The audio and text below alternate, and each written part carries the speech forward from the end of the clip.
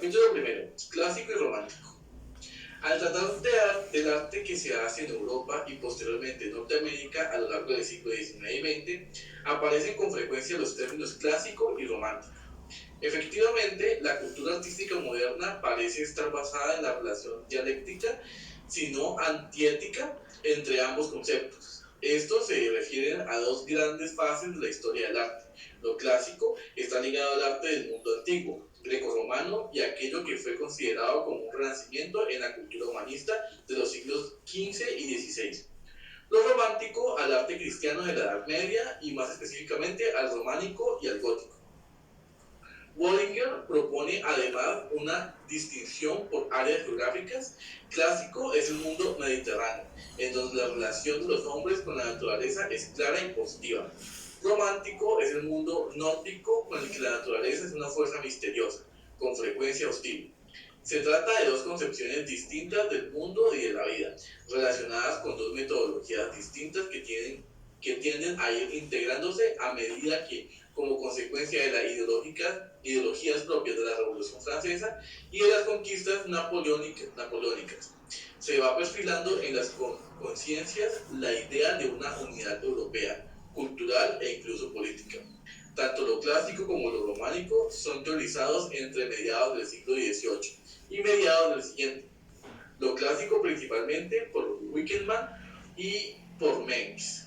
Lo romántico por los partidarios del renacimiento del gótico y por los pensadores y literatos alemanes. Los dos, Schlegel, Werkeder, Ticket, para quienes el arte es la revelación de lo sagrado y tiene necesariamente una base religiosa. Teorizar etapas históricas significa llevarlas desde el nivel de los hechos al de las ideas o los modelos. Lo cierto es que a partir de la segunda mitad del siglo XVIII, cuando los tratados o las perspectivas del Renacimiento y del Barroco son sustituidos por una filosofía del arte estética de mayor nivel teórico. Si existe un concepto del arte absoluto y este concepto no se formula como norma a poner en práctica, sino como una forma de ser el espíritu humano, no se puede sino tener hacia ese fin ideal, aún sabiendo que no se podrá alcanzar, porque el alcanzarlo se acabaría la atención y por lo tanto el propio arte. Al aparecer la estética o filosofía del arte, la actividad del artista deja de ser considerada como medio de conocimiento de lo real, de trascendencia religiosa o de exhortación moral. Con el pensamiento clásico del arte en cuanto a mímesis, que implicaba dos planos de modelos y de la imitación, entra en crisis la idea del arte como dualismo de teoría y práctica, intelectualismo y tecnicismo. La actividad artística pasa a ser una experiencia primaria y ya una deducida, que no tiene otro fin más allá que su propio hacer. A la estructura binaria de la mímesis le sucede la estructura monista de la poiesis, es decir, del hacer artístico, y por tanto por la oposición entre la certeza teórica de lo clásico y la intencionalidad romántica poética.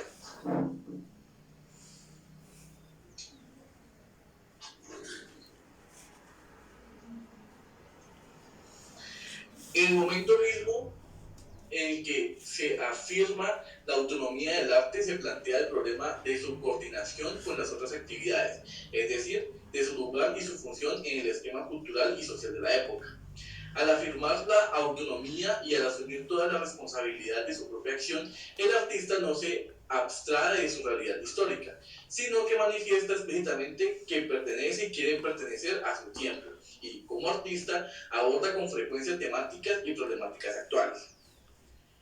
La quiebra de la tradición está determinada por la cultura del iluminismo. La naturaleza deja de ser el orden revelado e inmutable de la creación para convertirse en el ambiente de la existencia humana. Ya no es el modelo universal, sino el estímulo ante cada cual reacciona de una forma distinta. Ya no es la fuente de todo saber, sino el objeto de la búsqueda cognoscitiva. Está claro que el sujeto trata de modificar la realidad objetiva, tanto en las cosas concretas, especialmente la arquitectura, la decoración, etc., como en la forma en que se adquiere noción y conciencia de las mismas, aquello que era el valor a priori y absoluto de la naturaleza como creación Mervariatur y modelo de toda invención humana. Es sustituido por la ideología en cuanto imagen de la mente se hace como que quisiera que fuese. El hecho de que el móvil ideológico que tan a menudo se convierte en explícitamente político sustituye el principio metafísico de la naturaleza revelación tanto en el arte neoclásico como en el romántico demuestra que, a pesar de esa aparente divergencia, ambos entran dentro del mismo ciclo de pensamiento. La diferencia consiste sobre todo en el tipo de actitud, predominante racional o predominante pasional, que asuma el artista frente a la historia y a la realidad natural y social.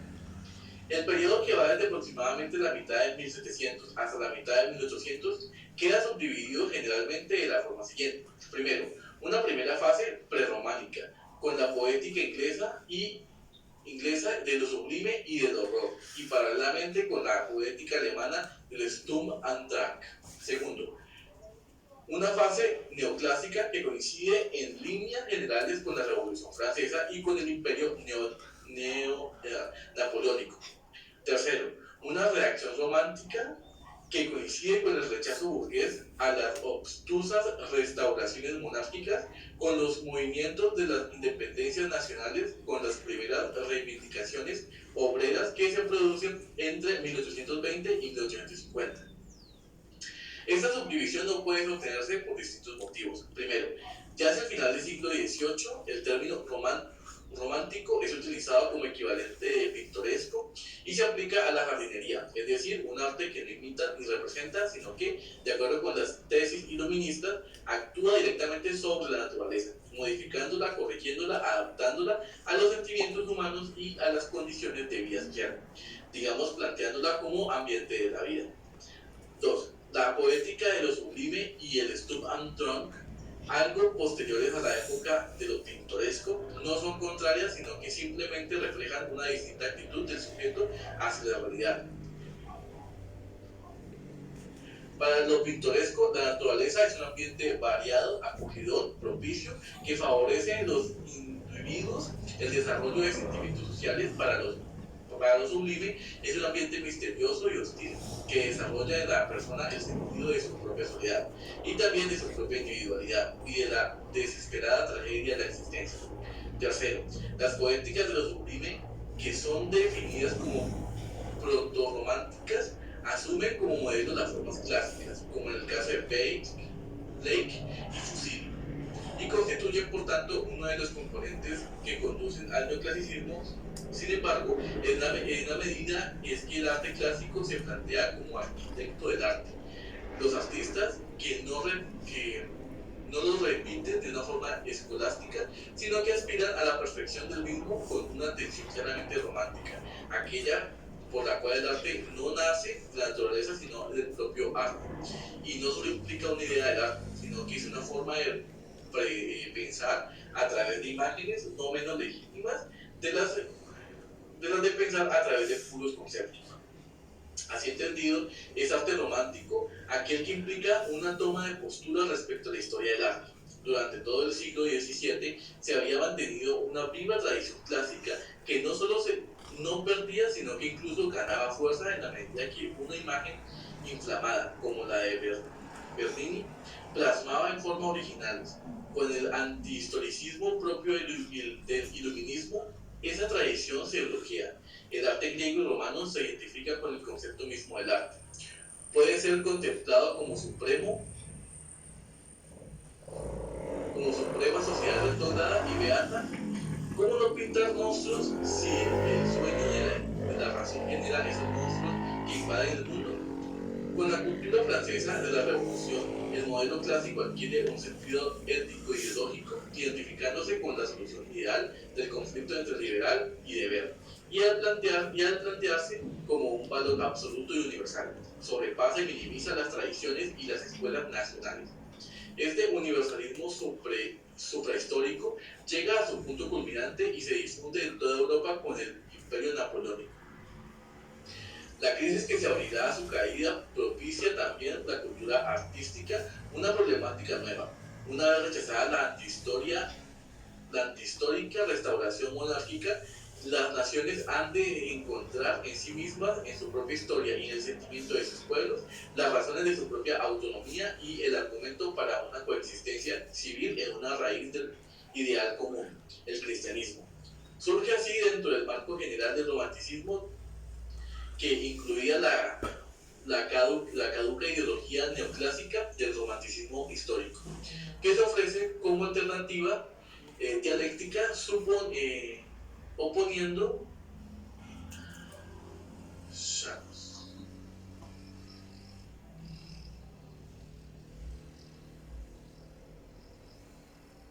como supremo ejemplo de civilización, pero no tiene una continuidad en el presente y no ayuda a resolver los problemas que se derivan de ese presente.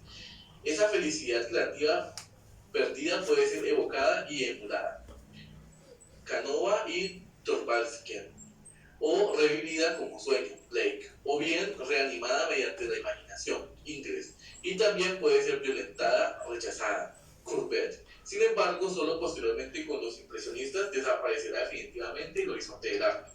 El ideal neoclásico no es constante, ciertamente. Ciertamente no puede considerarse neoclasicista la pintura de Goya, entre finales del siglo XVIII y principios del XIX, pero su virulencia anticlásica responde claramente a la rabia de ver cómo el ideal nacional es rechazado por una sociedad retrógrada y beata, y cómo no pintar monstruos si es el sueño de la razón que genera esos monstruos que invaden el mundo. Con la cultura francesa, la revolución del modelo clásico adquiere un sentido ético-ideológico, identificándose con la solución ideal del conflicto entre liberal y deber, y el plantearse como un valor absoluto universal sobrepasa y minimiza las tradiciones de las escuelas nacionales. Este universalismo suprahistórico llega a su punto culminante y se difunde en toda Europa con el imperio napoleónico. La crisis que se abrirá a su caída propicia también en la cultura artística una problemática nueva. Una vez rechazada la antihistórica restauración monárquica, las naciones han de encontrar en sí mismas, en su propia historia y el sentimiento de sus pueblos, las razones de su propia autonomía y el argumento para su coexistencia civil en su raíz ideal común, el cristianismo. Surge así dentro del marco general del romanticismo, que incluía la caduca ideología neoclásica del romanticismo histórico, que se ofrece como alternativa dialéctica oponiendo a la derrotada racionalidad la profunda, irrenunciable e intrínseca religiosidad del arte. Entre los motivos de aquellos que podríamos denominar como el fin del ciclo clásico y el inicio del ciclo romántico o moderno, es más contemporáneo porque llega hasta nuestros días, destaca en la transformación de las tecnologías y de la organización de la producción económica, con todas las consecuencias que implica en el orden social y político. Era inevitable que el nacimiento de la tecnología industrial, que ponía una crisis de la artesanado y sus técnicas refinadas e individualistas, librara en consecuencia a la transformación de una estructura y de los objetivos del arte, que había sido el punto culminante y el modo de producción artesanal. El paso de la tecnología artesanal que utiliza la materia repitiendo los procesos de la naturaleza a la tecnología industrial que se basa en la ciencia y actúa sobre la naturaleza, transformando y a veces degradando el medio ambiente, en una de las principales causas de crisis del arte. Una vez excluidos del sistema técnico-económico de la producción, del que hasta entonces había sido protagonistas los artistas, se convierten en intelectuales, en estado de perenne tensión con la propia clase dirigente de la que forman parte los disidentes.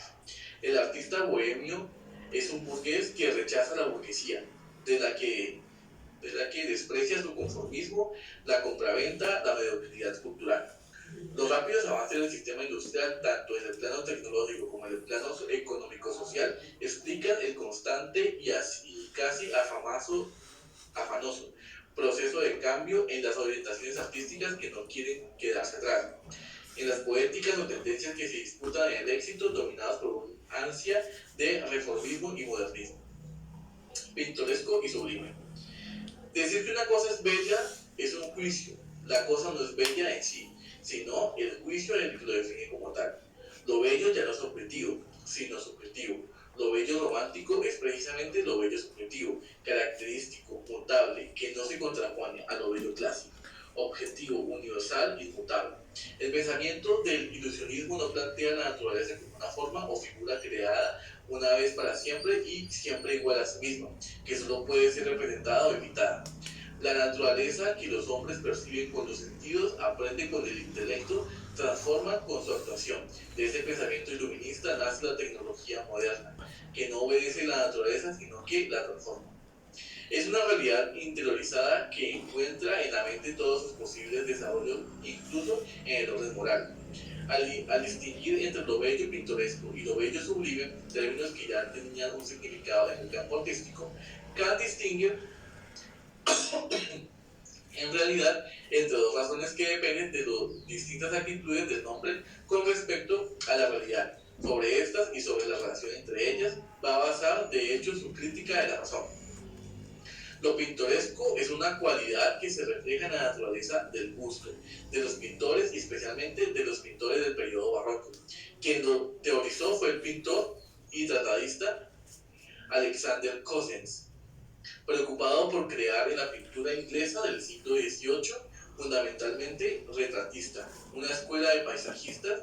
Sus puntos básicos son los siguientes. Primero, la naturaleza es una fuente de estímulos a la que corresponden sensaciones del artista, que el artista aclara y comunica. Segundo, las sensaciones visuales se dan en forma de manchas más claras, más oscuras, de colores variados, que no responden a un esquema geométrico como el de la perspectiva clásica. Tercero, el dato sensorial es común a todos, naturalmente, pero el artista lo elabora con su propia técnica mental y manual, dirigiendo así la experiencia que la gente tiene del mundo, enseñando a coordinar las sensaciones y las emociones, y desempeñando además con la pintura del paisaje esa función educativa que el iluminismo del siglo XVIII asignaba a los artistas. Cuarto, la enseñanza no consiste en descifrar a partir de unas manchas imprecisas la noción de objeto al que corresponde, lo cual destruiría la sensación primaria, sino en aclarar el significado y el valor de la sensación tal como es, para llegar a una experiencia no nocional o particularista de lo real. Quinto, el valor que los artistas buscaban es la variedad. La variedad de las apariencias da un sentido a la naturaleza, igual que la variedad de los casos humanos se da en la vida. Sexto, ya no se busca lo universal de lo bello, sino el detalle de lo característico. Séptimo, lo característico no se capta a través de la contemplación, sino de la agudeza o de la rapidez mental con la que permite asociar o combinar ideas, imágenes, incluso muy distintas y alejadas entre sí. Naturalmente, las manchas varían de acuerdo con el punto de vista, la luz, la distancia, lo que la mente activa, capta. Es por tanto un contexto de manchas distintas pero relacionadas entre sí. La variedad no impide que los múltiples componentes de la visión contribuyan a comunicar un sentimiento de la alegría o de la calma, o de melancolía, la poética de lo pintoresco. Facilita el paso de la sensación al sentimiento. Es precisamente que en este proceso que va de lo físico a lo moral, cuando el artista educador hace de guía para sus contemporáneos, da tesis de la subjetividad de las sensaciones y por tanto de la función, no ya condicionante, sino solo estimulante de la naturaleza con respecto al pensamiento, se encuentra ya en la filosofía de Berkeley, con mayor amplitud de análisis. Cuando Goethe, a finales de 1700, enuncia su teoría de los colores y asume como objeto de investigación la actividad del ojo en lugar de la de la luz, como hacía Newton, tenderá en un puente entre el cientifismo objetivista y el subjetivismo romántico. La naturaleza no solo es fuente del sentimiento, también induce a pensar sobre todo en la insignificante pequeñez del ser humano respecto a la inmensidad de la naturaleza y de su fuerza. Lo pintoresco se expresaba tanto en la pintura como en la jardinería, que en definitiva era una forma de moldear la naturaleza sin destruir su espontaneidad. Sin embargo, entre unos picos nevados o inaccesibles o ante una tempestad en el mar, el hombre no puede albergar otro sentimiento que el de su pequeñez.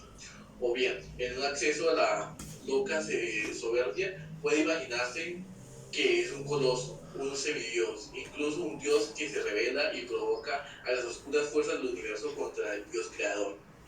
Ya no se trata de una variedad agradable, sino de una pavorosa fijeza.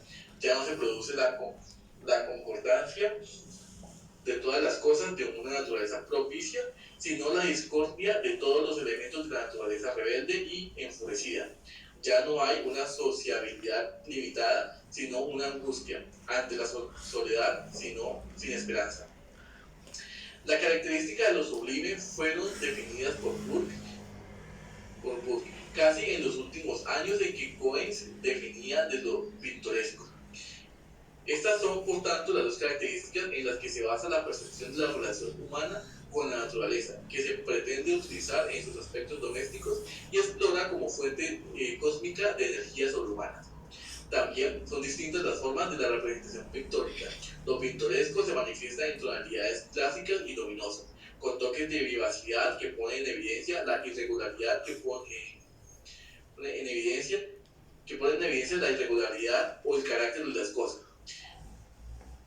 El repertorio es de lo más variado. Árboles, troncos caídos, manchas de hierba y charcos de agua, nubes en movimiento en el cielo, cabañas de campesinos, animales pastando, pequeñas figuras.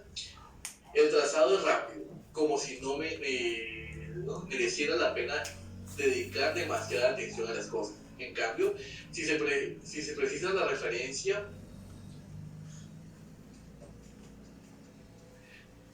al lugar, casi como siguiendo este gusto por el turismo que empezaba a difundirse por aquel entonces, lo sublime resulta visionario, angustioso. Se trata de colores veces oscuros, otras veces exangües.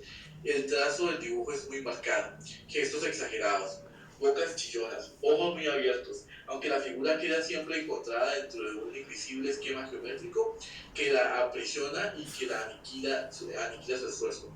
Cada una de esas categorías tiene sus antecedentes históricos. Lo bello, casi a punto de ya desaparecer, procede de Rafael, lo sublime de Miguel Ángel, lo pintoresco de los holandeses, además de Cossens, padre e hijo, que fueron los primeros de los pintorescos, pertenecen a esta corriente de los grandes paisajistas como R. Wilson y sobre todo J. Constable y W. Turner. También se da un estilo pintoresco de tipo social, en consonancia con la tesis de J. Russell sobre la relación entre sociedad y naturaleza, y entre su máximo representante como una tetradista sensibilismo, T. Gainsborough, intérprete de la sociedad elegante. El mundo oficial por parte tuvo su historiador en otro gran retratista, J. Reynolds, sutil escritor del arte y teórico de lo bello. Rafaelino, aunque en los últimos años, al ver que se iba implantando la poética neoclásica de lo sublime, se pasó, al menos en teoría, a Miguel Ángel. Los dos pilares de la poética de lo sublime fueron J.H. Fuseli y W. Blake.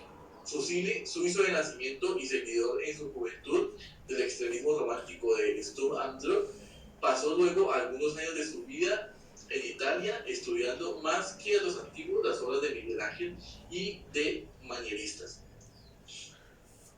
También fue escritor y manifestó opiniones sobre el arte antiguo, contrarias a las de Winckelmann, tratando de interpretar no como un canon, sino como una experiencia ya vivida y a veces dramática. Su idea de lo sublime se completa con la exaltación del genio. El punto de referencia era Miguel Ángel, como ejemplo supremo de artista inspirado que es capaz de captar y transmitir mensajes ultraterrenales. Sin embargo, en realidad prefería el genio extraordinario vital de Shakespeare, capaz de pasar de lo trágico a lo grotesco, de ese otro genio demiúrgico. Y fue el mayor ilustrador de Shakespeare. Su pintura visionaria, que tiene una elegancia que oscila entre la perfección y la perversidad, contradice intencionadamente la tesis de la racionalidad en el plano intelectual y de la didáctica en el plano moral. Es una mezcla de dibujo riguroso y de fantasías visionarias. Evidentemente, dentro de su romanticismo, la fantasía no era algo arbitrario, sino que estaba sujeta a sus propias leyes, las más rígidas incluso de las que la razón. W. Blake es el de esa misma época, fue pintor y poeta. Como poeta estaba ligado a la revelación de Homero, de la Biblia, de Dante, de Milton, y los que veían como portadores de mensajes divinos. Cuando se supera el umbral de lo sublime, las sensaciones se disipan y se entra en contacto directamente, no ya con lo creado, sino con las fuerzas sobrenaturales, divinas de la creación. Las sensaciones de la tradición empirista había considerado como principios del conocimiento pasar a ser ilusiones vanas que impiden captar las verdades supremas, expresadas a través de signos y símbolos ocultos. Renuncia al aspecto físico del color y prefieren el dibujo en lugar del trazo.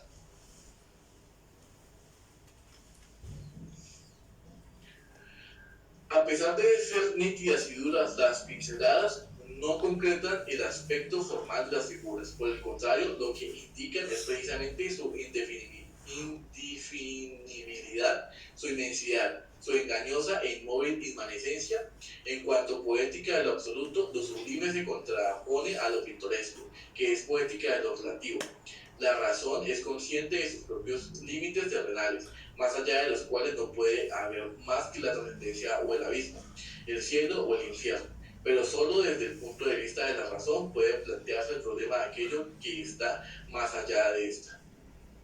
Al igual que Fuseli vive de pesadillas, Blake vive de visiones, tanto en uno como en otro domina el pensamiento del pasado, que sin embargo a la mitología de la historia. Para Blake, la verdad reside en las coincidencias y divergencias existentes entre las mitologías que únicamente el arte, y desde luego no la ciencia, tienen el poder de evocar. Precisamente al ser concebido como universal abstracto, el clasicismo es puesto en cuestión. Se admira en Miguel Ángel al genio inspirado, solitario, sublime, del Dimurgio, del Demiurgo, que pone en comunicación al cielo con la tierra. Pero, ¿qué es el trascendentalismo de Miguel Ángel? Sino la superación de lo clásico entendido como perfecto equilibrio entre humanidad y naturaleza. La poética de lo sublime exalta en el arte clásico la expresión total de la existencia y en sentido neoclásico, pero puesto que considera ese equilibrio como algo que no se mantiene, que se pierde para siempre y que solo puede ser reevocado. Esa concepción pasa a ser ya romántica, es la concepción de la historia como revival. Es cierto que la poética iluminista de lo pintoresco ve al individuo integrado con un ambiente natural y poética romántica de lo sublime. Ve al individuo obligado a pagar con la angustia y el terror de la sociedad soberbia de su propio aislamiento. Pero ambas poéticas se complementan y en su contradicción dialéctica reflejan el gran problema del tiempo. La dificultad de la relación entre individuo y colectividad, constante y Turner, y al borde de lo pintoresco, Fuseli y Blake.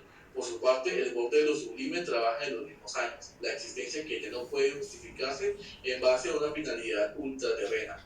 Ha de encontrar su significado en el mundo, o se vive de una relación con los demás, y el yo se disuelve en una relatividad sin final, y eso es la vida, o se absolutiza y se corta toda relación con cualquier otro, y eso es la muerte. En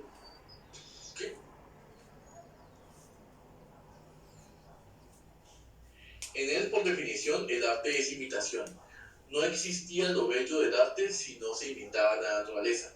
Pero por otro lado, si el arte no enseñara a elegir lo bello entre las infinitas semblanzas naturales, tampoco tendríamos noción de lo bello en la naturaleza. Para Winckelmann, el arte griego del periodo clásico es el que la crítica señala como más próximo al concepto de arte. En consecuencia, el arte moderno que emula el antiguo es al mismo tiempo el arte y filosofía del arte. Casi contemporáneamente, Mengs señala otros periodos o momentos de la historia del arte como modelos del arte moderno. Lo importante no es tanto elegir un determinado modelo en lugar de otro, sino que la actividad artística se inspire en periodos o momentos del arte abstraídos en la historia y elevados al plano teórico como modelos.